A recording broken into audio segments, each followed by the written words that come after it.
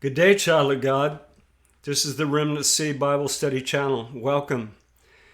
Today's subject is soul sleep, the doctrine of soul sleep. Does your soul actually go to sleep after you die? Are you in a state of unconsciousness? And I am going to debunk this in just a few. It's not going to take that long at all. It's just going to take a few verses and a few words. Now let's go to Luke 16. There's an interaction between Lazarus and the rich man, and also Abraham after Lazarus and the rich man die.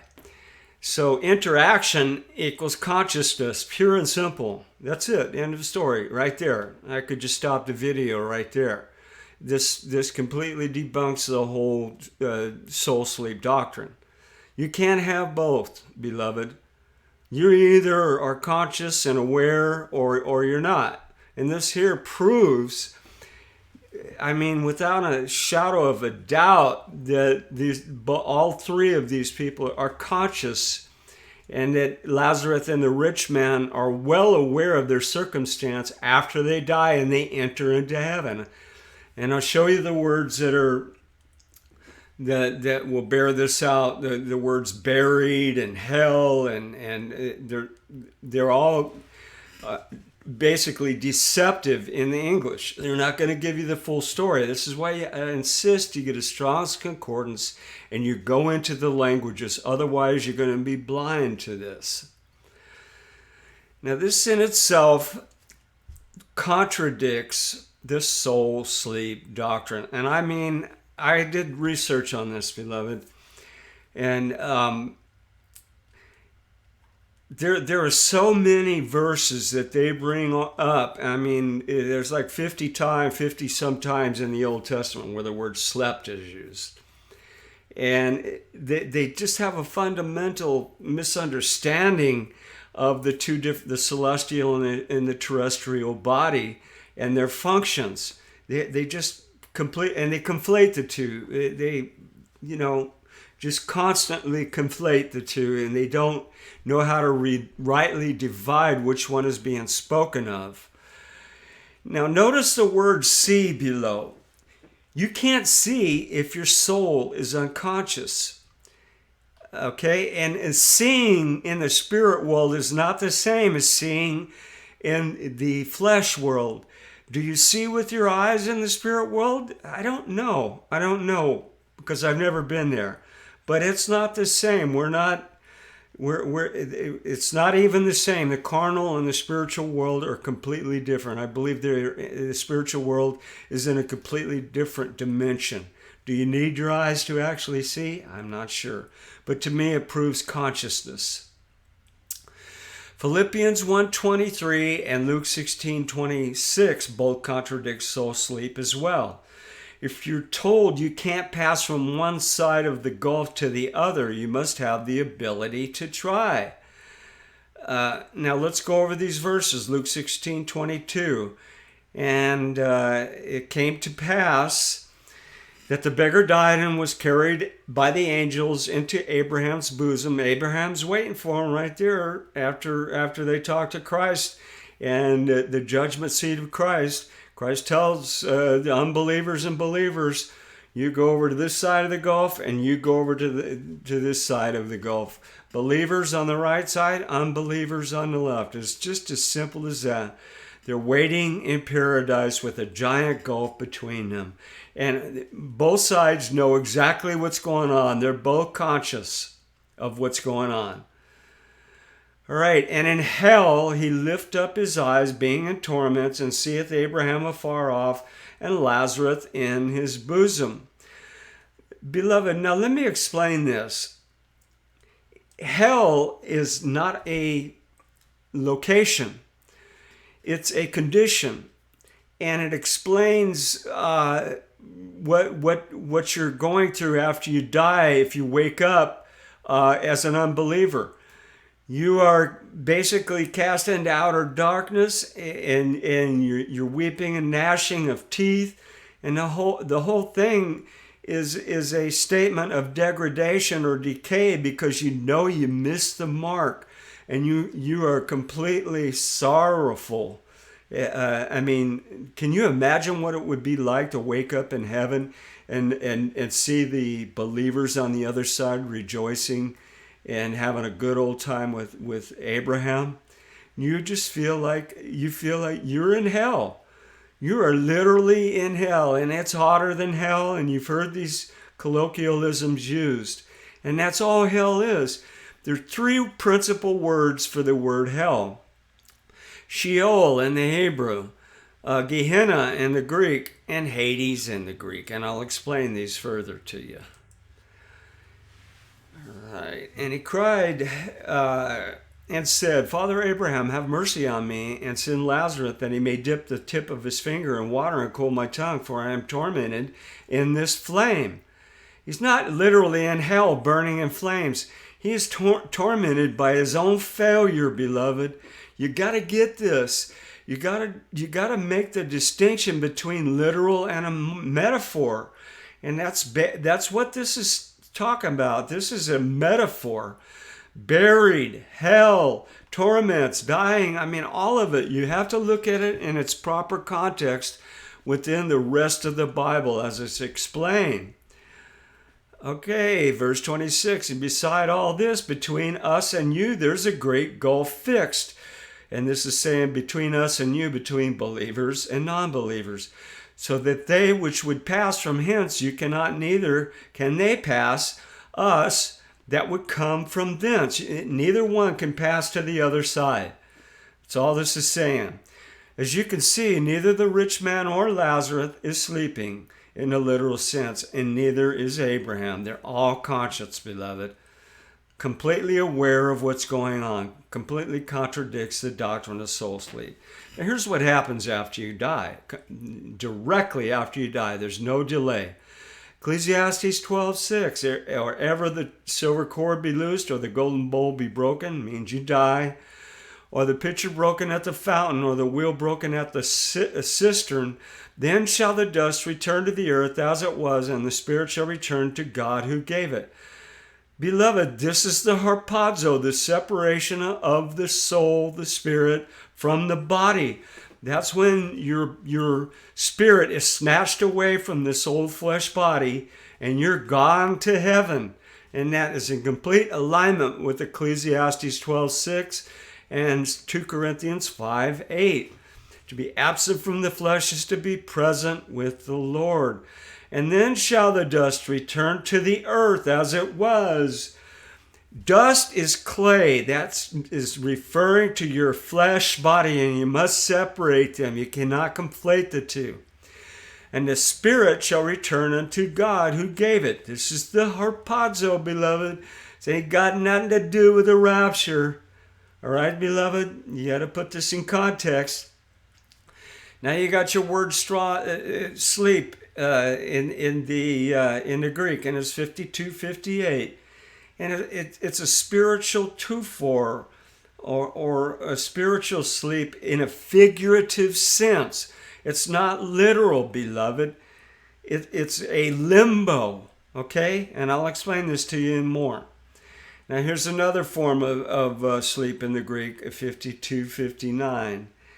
And it basically is saying that you are under, in my interpretation, if I sum this up, you're under the authority of Christ, and you're being told that you failed, and you were judged at the judgment seat of Christ, and you were told to go to the left side of the great gulf in paradise, and you were being held there. And the believers are on the other side. They can't pass either from one side. Neither one of you can pass over this great gulf. All right, now the best meaning I can come up with for this word sleep is limbo. Paradise is a place of holding, or limbo, for unbelievers under Christ's authority. And look at that, I misspelled that word, authority. Whew. And until the next dispensation of time will come to pass. Now this is the millennium, then you go to the great white throne judgment, which is over 1,000, it's 1,000 years. It's 1,000 years long. Could seem like an eternity for unbelievers. There's nothing that can be accomplished in this state of limbo or waiting while in paradise. In other words, the age of grace and teaching is over at this time, beloved. You done blew it. You missed the mark. Now this is where weeping and gnashing of teeth and being cast into outer darkness come into play. It'll seem like an eternity for those who didn't accept the plan of salvation through Jesus Christ, as they are separated by a great gulf from believers in Christ until the millennium and finally the great white throne judgment. This is even further proof of consciousness, beloved, is your awareness of this fact and the fact that everybody else is aware of this too. This is, I don't see how you can read these verses and come up to the conclusion that you're unconscious until the great white throne. It's just, to me, it's just amazing how they can jump to this conclusion. All right, and there's so many contradictions in this soul sleep doctrine. It just defies any semblance of logic, beloved. It's puzzling to me. Now look at this word buried. It doesn't mean you're buried in dirt. It means you simply entered into paradise from death of the flesh. This is an event. This is a big event. You entered paradise, and that's all that buried means. You're not buried in dirt. I don't believe there's any dirt in heaven. How could you look over and see Abraham if you're buried in dirt, beloved? You can't come up to that conclusion and look at the literal meaning of buried in the Greek. Now, Ecclesiastes 12:6 tells us exactly what happens after we died. Or ever the silver cord be loosed, or the golden bowl be broken, or the picture broken at the fountain, or the wheel broken at the cistern, then shall the dust return to earth as it was, and the spirit shall return unto God who gave it. Beloved, I repeat that verse over and over and over and over, but it's proof of what happens exactly the moment you die. There's no delay. Don't wait for 1,000 years, not 10 years, not 10 minutes. It's instantly, just as 2 Corinthians 5, 6. No, it's basically, did I get that verse wrong there? It's 5, 7, and 8. Okay, yeah, here we are. For we are confident, I say, and willing rather to be absent from the flesh, to be absent from the body, and to be present with the Lord. This is instantaneous, beloved. These verses are explaining to you what happens the moment you die. There is no transitional period. You're either dead or you're alive. All right. Now, look at Luke 14:23. This day you will be with me in paradise. And this is another confirmation of the fact this is instantaneous. And this is what Christ said on the cross to the malefactors in Luke 14:23. This day you'll be with me in paradise. He didn't say 1,000 years from now. He didn't say, and I'm repeating myself, 10 minutes, 3 seconds, whatever. It's instantaneous. Bam. It's like in the moment, in the twinkling of an eye. It best describes this. All right.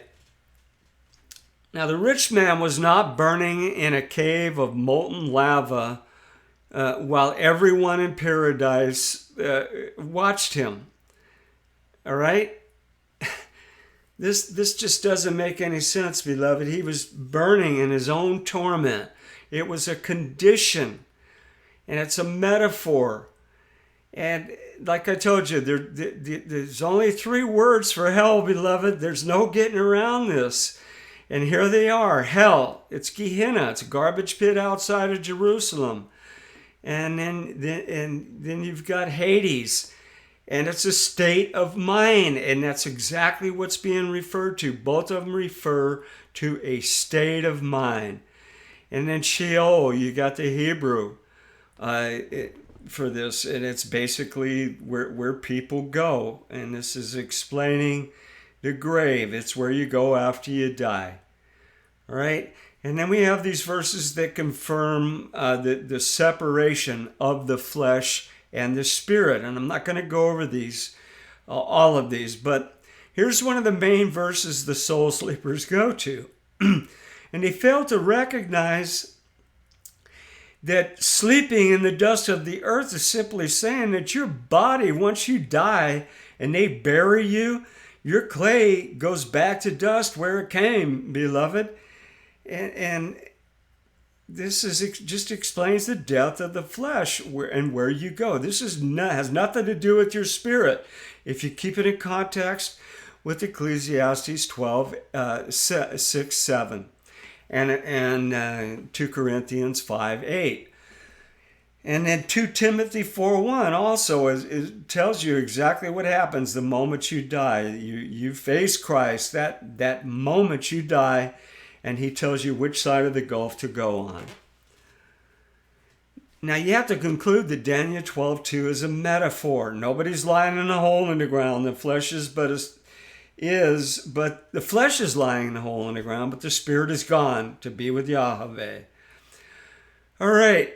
Now these verses are referring to the flesh and the spirit, and they show you the difference between the two.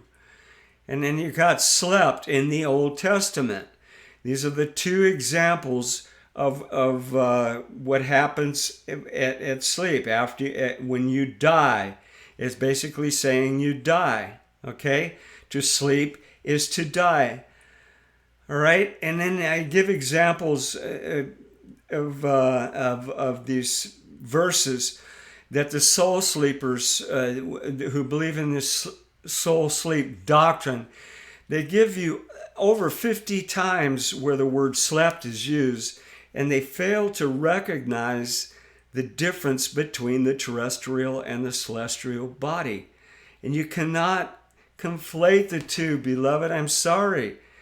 There's a difference between the terrestrial and the celestial body. What applies to the celestial body doesn't apply to the terrestrial body. They're completely different, and you can't just mix them at your will. Once you die, your body goes back to the dirt. It's clay. That's what your body's made of. All the things you ate all your life, your body goes back to the dust, and that's simply all this is referring to, beloved. Well, I hope I shed some light on this for you, beloved, and that's it for this lecture, and much love from me to you, and we'll see you on the next one.